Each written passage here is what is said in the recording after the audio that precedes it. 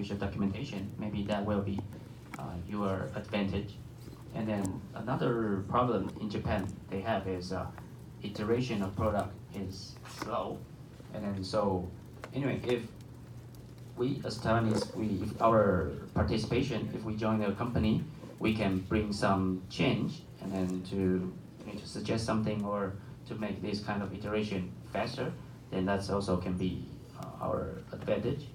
And then, so this one is just, anyway, the problem they have now that they kind of have a lot of documentation or a lot of meetings, and then they focus a lot on the sales revenue. I mean, they probably don't care that much about your bottom's implementation. However, they care about your business value of your service. So the last part will be, so to me, why I would like to work in Japan. The first reason is I think it's a more international stage. I think I'm still young, and then if at this stage I can work overseas and then to experience more things in my life in a more international stage, I think it's better to my life. And then I have some other countries, friends, and then we go out together, we experience life together. I think that's really interesting, right? And then the second thing is I also already explained that it's more fun and then fruitful experiences. This one is outside of work. You can go to other places in Japan and then to have relax all the time. And then so this one article is also what I wrote. And then if you want to know what kind of entertainment in Japan you can have as a Taiwanese, or anyway as a foreigner working in Japan, what kind of entertainment you can enjoy in Japan, you can read this article. And then this one is also, I would explain that I think it's also a good chance for me to improve my soft skill, especially language, especially communication, something like that. And then I think Japan is a better job market. A better means more choices. That means maybe if your ability is here, then you can always find some job positions that matches your ability, or maybe just a bit, maybe just a bit. Um, okay, anyway, I feel it's a better job market. And then for personal finance, um, actually, I didn't really try to find the job in Taiwan at that time. I just got Rakuten offer. However, I feel at that time anyway that offer to me is already reasonable, and then that's why I went to Japan and then worked in Rakuten at that time. So anyway, I feel the salary now is not too bad. In Japan, I can have a kind of a very kind of good life quality there. And then so this one is anyway. If you want to consider working in Japan, these are the possible companies you can apply, and then they are all considered to be good companies, top company. And then so if you join those companies, your life will be not very difficult, and you can enjoy the life in Japan. And then these two articles are what I wrote to further explain this thing that you can read them. And then so anyway, today my speech, in conclusion, okay. In conclusion, the first two parts is about DevOps and then site reliability. I would like 学弟学妹, the students, to try to understand the DevOps and then also the pipelines, those concepts in industry as early as possible. That's why I just have a brief introduction to those things. And then the third part is that, okay, after several years, you are going to join the job market, and then at that time, maybe you can consider working in Japan as another choice. And okay, or if you, after my speech today, you really want to work in Japan, when you graduate, then you can start to prepare at that time.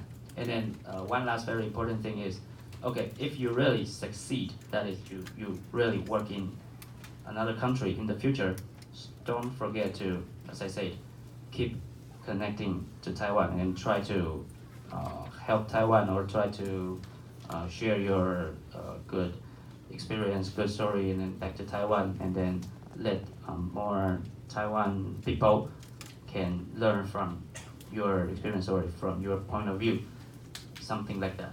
So this is my main point, the main thing that I want to share in the speech today. Okay, so thank you very much.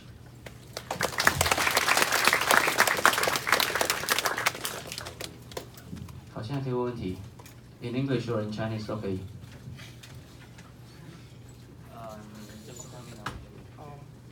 So you shared about the microservices, especially the advantages. In your opinion, what are the practical downsides or disadvantages of microservices since it increases the architecture complexity as well as the network latency? And the next question is that, do you have any tricks or best practice tips to launch a microservice? For example, if we have a product development, how would we decide to decompose some of the components to microservices, and how small should that be? Or maybe should we opt for the nano services instead? And the last is about the culture or organization structure. As we know, information may degrade from each transmission. How do the Japanese ensure or manage the product quality or requirement satisfaction since they use very hierarchical structure? Thank you. That's the 3 questions from Matt. Actually, your question is harder than the question I get in the tech event. The first one is about like the disadvantage of having microservice architecture, right? Yeah. Okay, the disadvantage is, as you already pointed out, that too many microservices may make the whole architecture messy, more messy, and then it's harder to understand and harder to understand, and then it's also more difficult to debug. If let's say now a new user request, you will go through several microservices in your architecture, and however it failed at some point, then how do you debug? And then now we have a technique called tracing that just help you how to debug those session-based, user scope-based requests. Anyway, however, so those are kind of the disadvantages that if you adopt a microservice. And also one disadvantage may be, okay, now it's microservice, that means maybe several microservices are owned by different teams. Then, okay, now if you want other microservice to make some change, you may need to wait, right? You tell other team, hey, you do some change. Can you do this kind of development? I create a ticket to you. However, you will need to change, and then wait until the other microservice changes, and then so that's also a disadvantage, because if you have your monolithic application, maybe you can do it by yourself. That's a disadvantage. And then the second, okay. And then the second question was the best practice. How about the granularity? Okay. Actually, in my company, Line Japan, and then in our team, we recently also is trying a lot to decompose to separate originally monolithic application into smaller microservices. So our best practice, or my suggestion still would be, of course, you start with the most important feature in your monolithic application. That means maybe mostly used, or the feature that brings you the best, the most revenue. It has the best business value, something like that. You start with the most important thing, and then you try to separate that. And then separate that, you go through several steps. The first one, you define the API first, and then it's either you can reuse your monolithic code, or you just you write new code, and then to maintain the same function, because you already defined API, right? So if your API can do all the things as the old one, then you can say that, okay, I can decompose that, and then that part becomes a new microservice. And then in our example, actually, for that new microservice, we directly adopt Kubernetes, adopt container. So that new microservice will be created and it will be developed in a cloud native base, in a cloud native manner. That means, okay, we will make that microservice in Docker file, and then we will use Kubernetes to host it, and then we will also need to anyway consider the cloud thing. Okay, so in conclusion, so anyway, you identify which part, the most important part, and then you define the API, and then you either reuse the old code or you write new code, and then you it's recommended, okay, for that part you can use container technology, and then finally you separate that, and then you make your own your old monolithic application to use that new microservice. And if there's something bad happened, then okay, anyway, you switch back to the original implementation. Okay, then you fix that bug, and then again you try to 就导流到新的那个 microservice 之后 and then that's the way. Okay, and then what is the third question?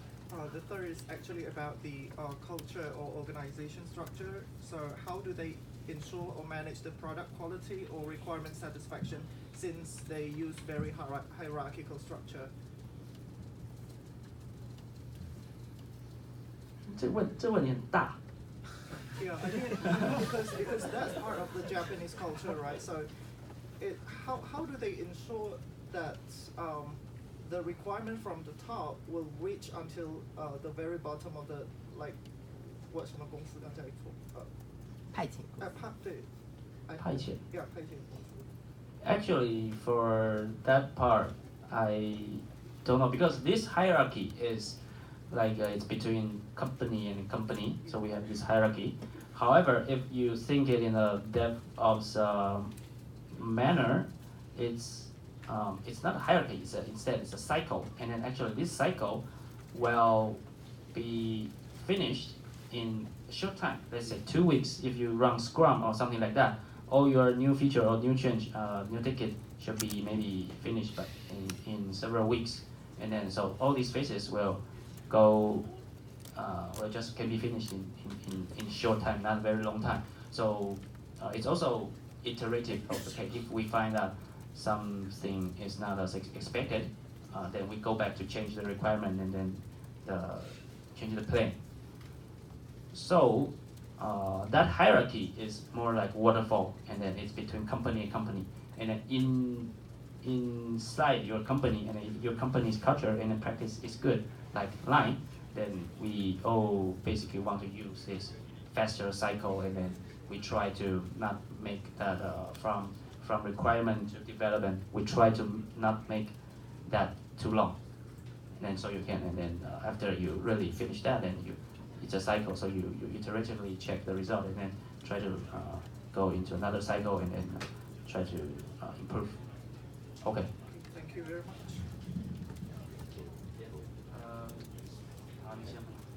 You mentioned the outsourcing or so-called SIR culture in Japan. So I'm wondering that do you think that if Japanese companies actually value or practice DevOps, or can we easily participate in the agile team in Japan? Okay, of course, this answer is it depends on the company a lot. And then personally, I don't value, or I personally don't think those SI system integration person, or especially system integration person. Anyway, I don't recommend you to work as those roles. And then, so your question was, can we really actually participate in the DevOps? Do you think the company in Japan, most of the companies in Japan actually value the DevOps, or they actually practice DevOps? I think if you're talking about mostly, then maybe not yet, or maybe no. But anyway, of course, yeah. Okay. Then where? How do you manage your virtual machines? I think you run your Docker VMware. So how do you manage those virtual machines? Okay, to this question is, my answer is I don't know actually, because it's another team's responsibility. I just use Kubernetes as a service, but inside Line we have the Kubernetes as a service now. And then for those really virtual machine maintenance, it's not my team's responsibility. It's a lower, the more bottom teams, infra teams. So Line actually build their own private cloud, or they use public cloud like AWS. No, we use our private cloud. We have our own data centers, yes, and then real machine. We have our own real machine, yes. Could you repeat the previous question because people cannot hear? Oh, okay. Okay. Why do you use Jenkins as your CD pipeline? I mean, there are Circle CI and other services. What are the differences between Jenkins and Circle CI? And is it better or more suitable for your project? Okay, the question was why do you use Jenkins? There is also Circle CI, and then is there any difference? Okay, that was just an example. And then in our company, in Line, we provide Jenkins and also Circle CI. So we use them all. We use them both. And then if you want to ask me the difference between these two or even more tools, actually I don't have a very deep understanding of this. Maybe you can Google it, and I think there are many answers. So anyway, I don't know, but anyway, we provide Circle CI and then Jenkins in Line. Okay. Is outsourcing company will become a startup in Japan? I think there are some kind of outsourcing company. Your question was, will this kind of outsourcing company become startup company in Japan? There are a lot of these kind of companies that are startups. Yes, for example, some Chinese, they just set up company, and then that Chinese starts to recruit foreign engineers. It's like 把他们骗进来, and then they send those engineers to other recruiting to other companies as a 派遣社员, and then that kind of company can just earn money every month. But there are also very big outsourcing companies, very big, several hundreds of 派遣社员 and work as IT engineers. So I mean, in Japan, it's really a very popular situation, and then outsourcing companies can also be very big. That's what I want to say. So even though it starts as a startup company, it can grow and then to have more 派遣社员 and then becomes a big company. Yes. Do you know how many microservices are running in the back end for the Line message? Okay, the question was, do you know how many microservices running in backend in Line? No, I don't know. I don't have a physical number. Okay, so Just guess. like for Netflix, they're around 500.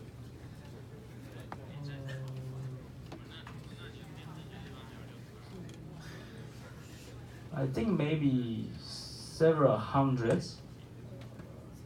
Yeah, maybe several hundred. I think maybe 1,000, but maybe not several thousand. I guess several hundred. Do you know how many people usually work at one microservice? So how big is the team for one microservice? What is the question? How many people work for one microservice? So how big is the team? Okay. How big is the team to maintain, develop a microservice? So anyway, in my team, in our example, we have 7 engineers as a team in Japan and also in Vietnam, and then total is 7 engineers, and then we own like 3 microservices, and then these microservices open their API to other engineers in line. Okay, so you can maybe estimate. I think maybe several hundred, as I say. Okay.